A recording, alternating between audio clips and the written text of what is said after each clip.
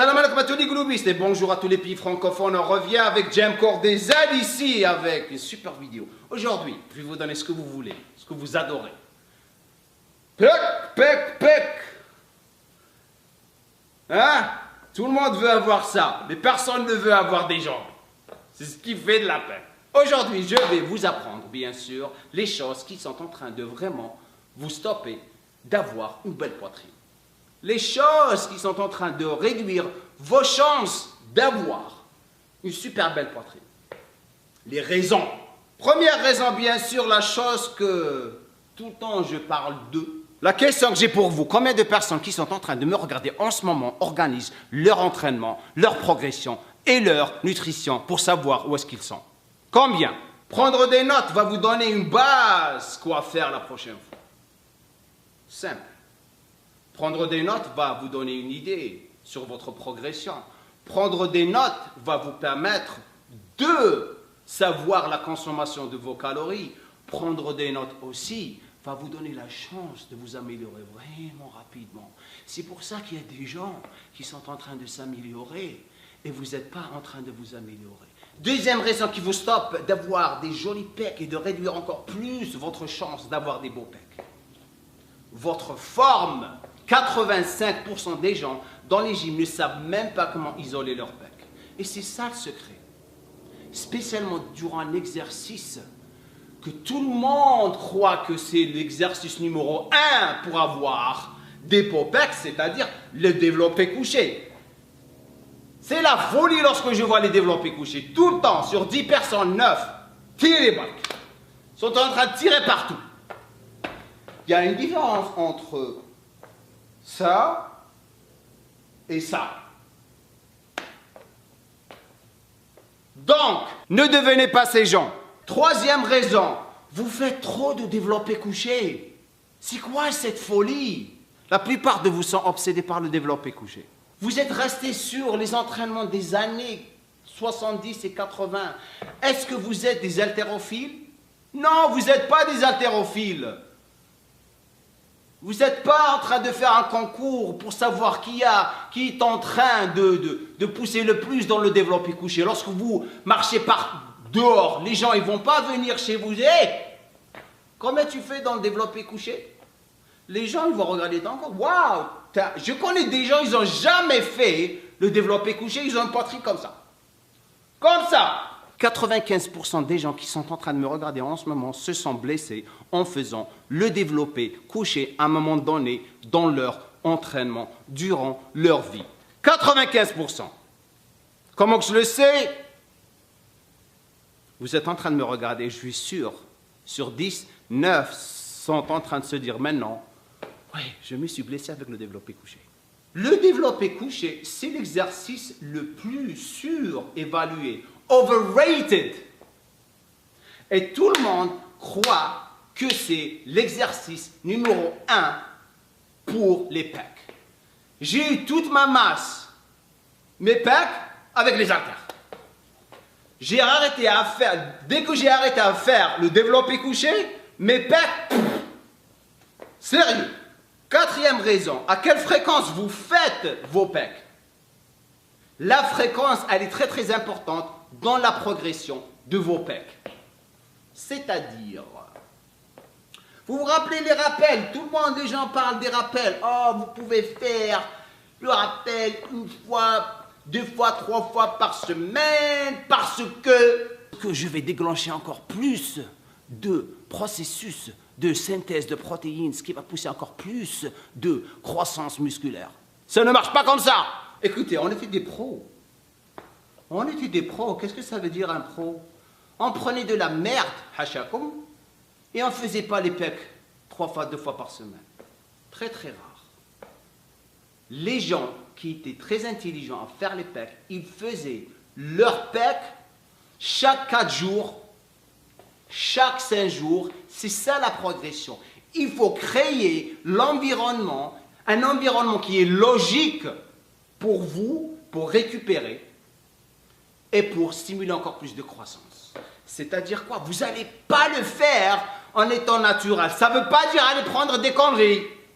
Ça veut dire s'entraîner intelligemment. Faites vos pecs chaque 4 jours ou chaque 5 jours, mais vous basez votre entraînement autour des 5 jours. C'est tout. 5e raison, expérience.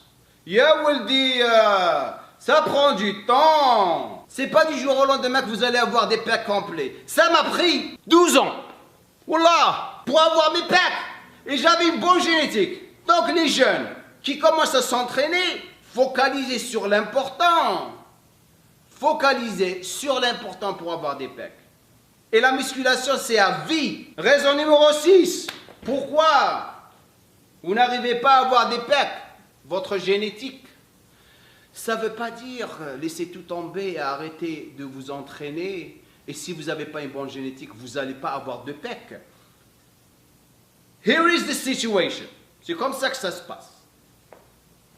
Ça ne veut pas dire que c'est la fin du monde, comme je l'ai dit. Et deuxièmement, c'est là où ça doit vous pousser à vous organiser encore plus pour vraiment faire tout pour les avoir. Vous pouvez avoir des bons pecs, pas des super pecs, mais vous pouvez avoir des gros bras, des gros jambes, un beau dos, des gros mollets. Moi, j'avais des mollets nuls. Ça m'a pris 15 ans de les avoir au niveau pro, un niveau 1, par rapport à mon corps.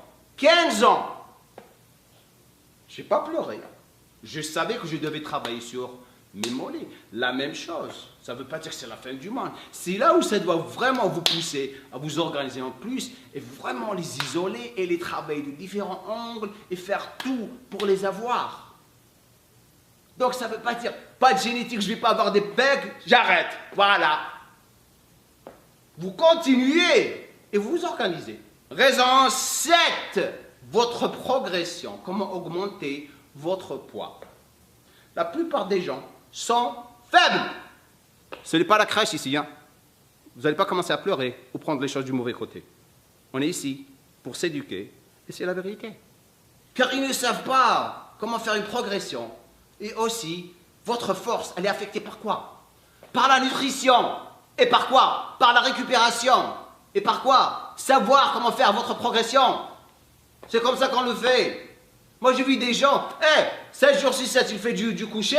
Avant de faire du coucher, un petit paquet de M&M et un soda. Il débarque, il veut vraiment augmenter son coucher, mais ça ne va pas, non? Tout dépend de votre récupération, de votre nutrition et savoir comment faire une progression, quelque chose qu'on va faire dans le futur. Je vais faire une vidéo spécialement sur ça. Et je dois le faire avec des gens pour vous montrer comment faire votre progression. 60 à 90% de votre une répétition maximale, c'est-à-dire 6, 8, même à 70, à peu près 10 à 12 répétitions, focalisez sur le volume d'entraînement et isolez. Isolez vos pecs. Laissez votre pec se faire punir par cette isolation. Raison 8. Nutrition. Mais là, c'est 100% de la bataille. If you eat shit, you will look like shit. Si vous mangez de la merde, je m'excuse, avec du respect bien sûr, vous allez construire de la merde. Excusez encore. Quelque chose de très intéressant pour vous. Ça s'est passé à moi, et vous êtes jeune, vous allez passer par ça, ou peut-être que vous êtes en train de passer par ça en ce moment. Non, vous êtes en train de passer par ça en ce moment. Alors, lorsque j'ai commencé à m'entraîner, bien sûr, je commençais à m'entraîner, manger n'importe quoi. Donc, lorsque, période non compétitive, je vous donne l'exemple de la compétition, lorsque j'ai fait ma compétition, je débarque, et je croyais que j'allais être 7-8 kilos en plus, j'étais excité, blablabla, je débarque, après 1 an et demi d'entraînement, 2-3 kilos de qualité musculaire, pleurer. Pourquoi? Parce que je mangeais de la merde. Ça veut dire construire de la super bonne qualité musculaire, il faut manger bien. vos macronutriments, il faut qu'ils soient parfaits. Il faut savoir comment faire votre TMB. Si vous voulez prendre du temps à faire ça, parce qu'il y a beaucoup de gens qui sont en train de le faire votre maintenance et faire votre surplus, bien sûr, très très important. Organiser votre nourriture. Et de là, vous allez... Ce qui va se passer, c'est miraculeux. Vous allez tout le temps avoir de la force, vous allez tout le temps récupérer rapidement, et vous allez le voir, vous avez tout le temps, vous êtes des super congestions. Mais si vous mangez un jour 4 repas, un jour 3 repas, voilà, sérieux. 5-6 repas chaque jour, 7 jours sur 7, le week-end, vous pouvez vous permettre un petit peu de cheat day, c'est cool, ok. Mais c'est ça ce qui fait la différence entre les gens. La récupération, par la nutrition bien sûr, très très importante. Donc si vous entraînez une super bonne séance de PEC, vous allez vous entraîner bien, vous allez manger bien. Je le refais encore. Sérieux. Et ce qui est intéressant aussi, c'est que ça c'est un spin-off, un sous-produit. Pourquoi vous n'arrivez pas à vraiment avoir une poitrine? Parce que lorsque vous mangez de la merde à chaque corps, vous avez trop de gras. Et lorsque vous avez trop de gras, ça veut dire quoi? Vous ne pouvez pas avoir votre poitrine. Et lorsque vous ne pouvez pas avoir votre poitrine, ça veut dire quoi? Vous regardez dans le miroir. Le miroir, il est là. J'ai pas de poitrine. La vérité. Raison numéro 9, bien sûr, c'est la récupération. Quelque chose que j'ai déjà parlé auparavant. Très très important de savoir comment récupérer sous forme de quoi? Nutrition, sommeil et la fréquence d'entraînement dont je vous ai parlé auparavant. Faire vos pecs chaque 4 jours, chaque 5 jours et les laisser se récupérer et leur donner une super bonne nutrition. Bien sûr avec un entraînement bien isolé.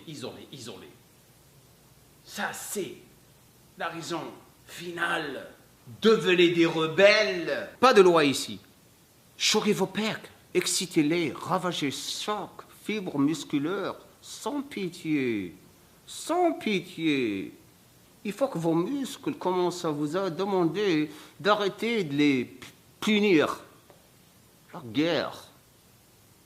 guerre, c'est comme ça qu'on s'entraîne. Et vous allez voir. Boum! Voilà. Laissez-moi un commentaire en bas. Pouce. Nelgen, dites-moi ce que vous pensez. Salam alaikum.